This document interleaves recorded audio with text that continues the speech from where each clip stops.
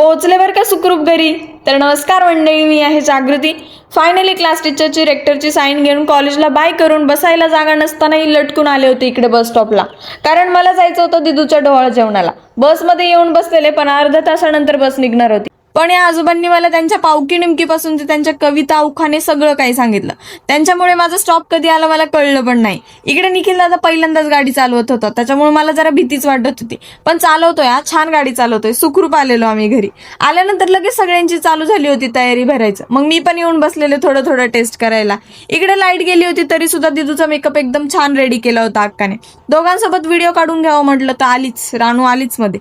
संध्याकाळी लगेच कार्यक्रम पण चालू केलेला. मस्त गाणी वगैरे लावलेली, डेकोरेशन तर काय भारीच केलेलं. मग काय आमच्या राहूकरांनी केलेलं.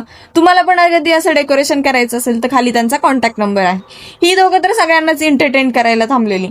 हे पण एकदम सिस्टमॅटिक अरेंज केले. म्हणलं सगळ्यांचा व्हिडिओ घेता घेता तुझाच व्हिडिओ राहून जाईल जागृती, म्हणून सेल्फ कॅमेऱ्यात एक व्हिडिओ काढून घेतला पटकन.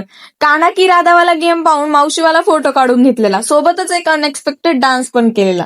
त्याच्यानंतर एक ड्रामा होता, त्याच्यासाठी आहे तेवढं एनर्जीने फुगे फुगवलेले.